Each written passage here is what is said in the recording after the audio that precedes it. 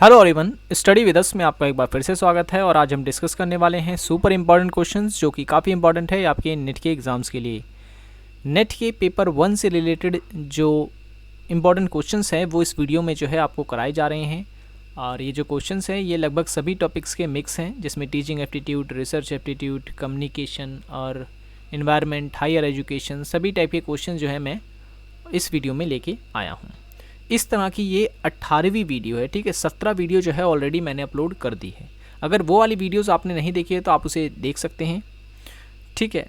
क्योंकि ये revision video है तो इसमें मैं सिर्फ और सिर्फ इम्पॉर्टेंट जो क्वेश्चंस है वही करवा रहा हूँ, ठीक है। और इनमें कई ऐसे क्वेश्चंस हैं जो कि पहले भी एग्ज़ाम में पूछे गए हैं, तो वो क्वेश्चन भी जो है मैंने इसमें इंक्लूड कर रखे हैं। और अगर आप तैयारी कर रहे हैं एनटीए नेट पेपर 1 की सिलेबस वाइज, तो सिलेबस वाइज भी जो है आपको हमारे चैनल पर वीडियोस मिल जाएंगी। एनटीए नेट पेपर 1 के नाम से हमारी अलग से प्लेलिस्ट बनी हुई है, जहाँ पर हर एक टॉपिक पर वीडियोस आपको वहाँ पर मिलेगी। लिंक डिस्क्रिप्शन में दे दी है, ऊपर आई बटन पे क्लिक करके भी आप जो है हमारी सभी वीडियोस को देख सकते हैं, ठीक है, टॉपिक वाइज। तो चलिए शुरू करते हैं। पहला जो आज का सवाल है वो ये है कि इंद्रियों के प्रशिक्षण की संकल्पना किसके द्वारा दी गई है, ठीक है। इंद्रियों के प्रशिक्षण की संकल्पना किसके द्वारा दी गई है? तो इसका जो सही आंसर है, देखिए इसमें दो जो विचारक हैं उनका नाम पहले आता है। जैसे पहले हैं मॉन्टेसरी और फ्रोएबल है ये, ठीक है। फ्रोटेबल नहीं, फ्रोएबल। तो सही आंसर हो गया ऑप्शन नंबर सी। ए और बी जो है दोनों ही सही हैं, ठीक है। ए और बी, मॉन्टेसरी और फ्रोएबल के द्वारा जो है इंद्रियों के प्रशिक्षण की बात की गई थी। अब हमारी जो इंद्रियां होती हैं हमारे शरीर में, ये 5 तत्वों में बटी हुई हैं। जैसे कि आँख, ठीक है, आँख हो गया, नाक, कान, जीभ या जीवा और त्वचा। ये 5 इंद्रियां मानी जाती है मानव में, ठीक है। तो ये आपको याद रखनी है। नेक्स्ट क्वेश्चन है, व्यष्टि अध्ययन का प्रयोग मुख्यतः कहाँ किया जाता है, ठीक है। क्वेश्चन एक बार मैं फिर से पढ़ देता हूँ।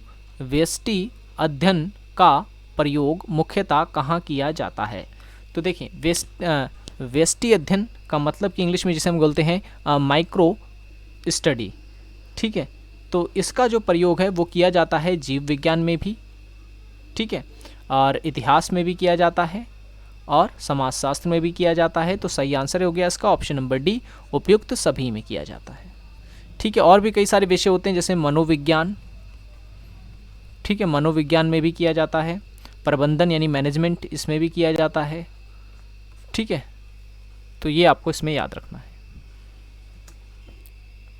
नेक्स्ट क्वेश्चन है, शिक्षण की अनुमानित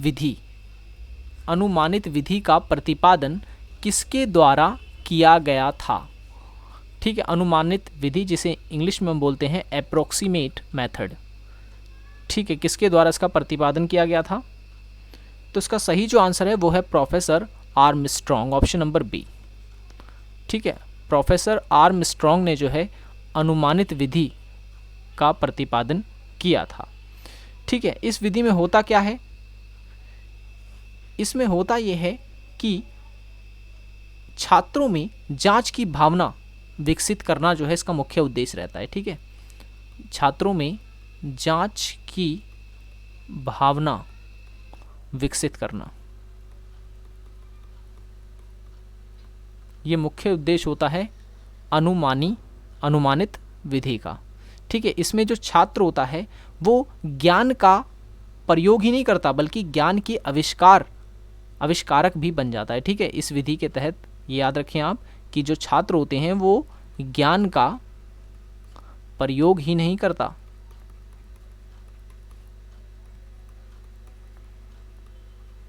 बल्कि ज्ञान के आविष्कारक भी बन जाता है, ठीक है। ये लाइन आपको याद रखनी है, ठीक है।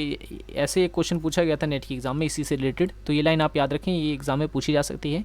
अनुमानित विधि के तहत जो छात्र होता है वो क्या करता है, वो सिर्फ ज्ञान का ही प्रयोग नहीं करता बल्कि वो ज्ञान के आविष्कारक भी बन जाता है। ठीक है, तो इस विधि का प्रतिपादन किसने किया था, तो प्रोफेसर आर्मस्ट्रॉन्ग ने किया था। नेक्स्ट क्वेश्चन है, निम्नलिखित में से शिक्षण के लिए प्रारंभिक अवस्था में विफलता का मुख्य कारण किस क्षेत्र से संबंधित है। मैं क्वेश्चन एक बार फिर से पढ़ देता हूँ। निम्नलिखित में से शिक्षण के लिए प्रारंभिक अवस्था में विफलता का मुख्य कारण किस क्षेत्र से संबंधित है। तो देखिए इसका जो सही आंसर है वो है ऑप्शन नंबर सी। ठीक है, शिक्षक का ज्ञान। जो छात्र होता है उसकी प्रारंभिक अवस्था जो होती है शिक्षण की, वो विफल हो जाती है क्योंकि अगर शिक्षक जो है उसमें ज्ञान नहीं है तो ठीक है, वो अयोग्य है अगर, तो ठीक है ना। तो इसका सही आंसर हो जाएगा शिक्षक का ज्ञान जो है वो प्रभावित करता है शिक्षण की प्रारंभिक अवस्था को। ठीक है, ऑप्शन नंबर सी जो है इसका करेक्ट आंसर है। नेक्स्ट क्वेश्चन है, निम्नलिखित में से, ठीक है, निम्नलिखित में से कौन सा अवलोकन का प्रकार नहीं है। अवलोकन का प्रकार नहीं है जिसे हम इंग्लिश में बोलते हैं ऑब्जर्वेशन। ठीक है, ऑब्जर्वेशन। देखें, संरचित अवलोकन, असंरचित अवलोकन या प्रतिभागी अवलोकन। प्रकार है होना चाहिए था, नहीं, इसमें से काट देंगे। ठीक है, सही आंसर ऑप्शन नंबर डी, उपयुक्त सभी। उपयुक्त सभी जो है इसका आंसर है।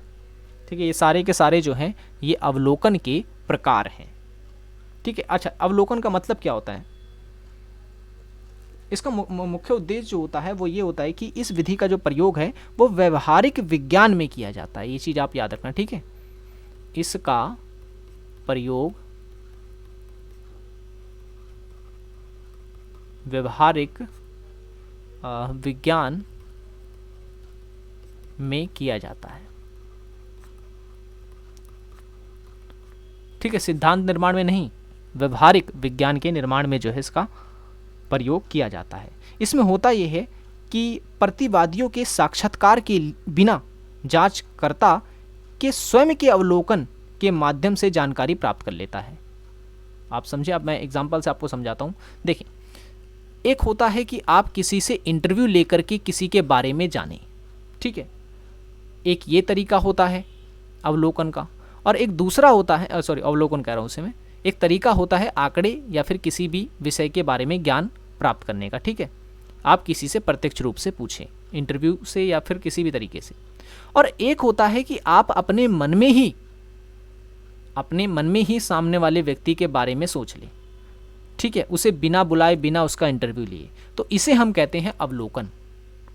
ठीक है, इसे हम कहते हैं अवलोकन, जब हम बिना किसी साक्षात्कार के किसी व्यक्ति के बारे में जांच लेते हैं या कुछ विचार जो है वो मान लेते हैं, तो इसे हम अवलोकन कहते हैं। ठीक है, नेक्स्ट क्वेश्चन है, गौण प्रदत्त, ठीक है, बाहरी स्रोतों द्वारा एकत्रित किया जाता है, इसमें कौन सा इसका उदाहरण है। ठीक है, तो यहाँ पर बात की जा रही है डेटा की। ठीक है, तो किसकी? सेकेंडरी की। ठीक है, सेकेंडरी सप्लाई जिसके बारे में हम बात कर रहे हैं। तो जो गौण प्रदत्त बाहरी स्रोतों द्वारा एकत्रित किया जाता है, इसमें से कौन सा इसका उदाहरण है। तो देखिए, बाहरी स्रोतों से रेडियो भी आ जाएगा, इंटरनेट भी आ जाएगा, पत्रिकाएं भी आ जाएंगी। तो सही आंसर क्या हो गया? उपयुक्त सभी। उपयुक्त सभी जो है इसका करेक्ट आंसर है। और भी हो सकता है जैसे किताबें, ठीक है, समाचार पत्र, ये सब भी जो है इसमें आ जाएंगे। अच्छा, अब अगर आपसे पूछ ले गुणात्मक प्रदत्त और संख्यात्मक प्रदत्त में क्या अंतर होता है, या मात्रात्मक जिसे हम कहते हैं, गुणात्मक प्रदत्त और मात्रात्मक प्रदत्त में क्या अंतर है। तो दोनों में अंतर यह है कि गुणात्मक जो होता है, ठीक है, इसमें संख्याओं का इस्तेमाल नहीं किया जाता, संख्याओं का इस्तेमाल इसमें नहीं होता है। जबकि मात्रात्मक जो प्रदत्त होते हैं इसमें संख्याएं इस्तेमाल की जाती हैं, जैसे सर्वेक्षण वगैरह किया जाता है ना, आंकड़े, जो आंकड़ों से संबंधित होता है वो होता है मात्रात्मक प्रदत्त। ठीक है, ये चीज़ आपको याद रखनी है। जो आंकड़ों से जुड़ा होता है वो मात्रात्मक प्रदत्त होता है, जो आंकड़ों से नहीं जुड़ा होता वो गुणात्मक प्रदत्त होता है। एक होता है वस्तुनिष्ठ प्रदत्त भी होता है, विषयनिष्ठ प्रदत्त भी होता है। तो वस्तुनिष्ठ प्रदत्त ये होता है जब हम एक से अधिक व्यक्ति जिसमें शामिल होते हैं, ठीक है, तो वस्तुनिष्ठ प्रदत्त कहलाता है। जबकि जो विषयनिष्ठ प्रदत्त होता है उसमें किसी एक व्यक्ति या किसी एक वस्तु के बारे में हम चर्चा करते हैं या फिर उसके बारे में जांचते हैं। ठीक है, तो ये चीज़ आपको याद रखना है। अब देखिए मैथ का क्वेश्चन है कि एक कार्यालय है जिसमें 108 पंखे हैं। ठीक है, फैन कितने हैं? 108। और कूलर कितने हैं? कूलर कितने हैं? तो कूलर है 132। कह रहा है इनमें से यदि 1/6 पंखे और 1/4 कूलर टूट जाएं, कूलर कितने? 1/4 टूट जाएं और पंखे कितने? 1/6 टूट जाएं, तो उस कार्यालय में कितने पंखे सुरक्षित बताने हैं। तो 1/6, 1/6 का मतलब हम पहले 108 का 1/6 कितना होगा पहले ये निकाल लेते हैं। ठीक है, तो 108 में से हम 1/6 निकालेंगे तो 6 से हम इसे डिवाइड कर देंगे। कितना आ गया? 6 एकम 6, 4 उसको दे दिया और ये आ गया 8 छक 48। ठीक है, कितना आ गया? 18। तो 18 जो पंखे हैं वो टूट गए हैं, तो 108 में से 18 हटा दिए तो कितना बचा? 90। तो यानी 90 पंखे हैं जो फिर जो हैं सुरक्षित हैं। तो सही आंसर क्या हो गया? Option number C, option number C. वहीं अगर हमसे कूलर के बारे में पूछता कि 132 कूलर है जिसमें 1/4 कूलर टूट गए हैं, तो कितने कूलर बचे हैं? तो 132 का पहले 1/4 हिस्सा निकालता हूँ, कितना होगा? तो इसे अगर करता हूँ तो 4 तियाँ 12, एक हासिल 4 तियाँ 12, तो 33 आ गया। ठीक है, यानी 33 कूलर जो हैं वो टूट चुके हैं। तो 132 में से जब मैं 33 घटा दूंगा तो कितना बचेंगे? 99, यानी 99 कूलर जो हैं वो सुरक्षित हैं। अगर कूलर पूछता तो ये आंसर होता, और अगर पंखे पूछा है तो आपका आंसर 90 है। नेक्स्ट क्वेश्चन है निम्नलिखित में से कौन सा एक एप्लीकेशन सॉफ्टवेयर नहीं है? MS ऑफिस एक एप्लीकेशन सॉफ्टवेयर है, मोजिला फायरफॉक्स भी है, फोटोशॉप भी है और गूगल नहीं है। ऑप्शन नंबर डी इसका करेक्ट आंसर है, क्योंकि गूगल एक सर्च इंजन है। ठीक है, गूगल हो गया, याहू हो गया, याकुट हो गया, ठीक है ना, ये सारे के सारे जो हैं ये एक सर्च इंजन है। ओके, तो आज की वीडियो में इतना ही। आई होप ये वीडियो आपको पसंद आया होगा। वीडियो पसंद आया तो लाइक करें, चैनल को सब्सक्राइब नहीं किया तो जरूर कर लें ताकि ऐसी वीडियोज़ की नोटिफिकेशन आपको मिलती रहे। सो मिलेंगे नेक्स्ट वीडियो में। Thanks for watching this video.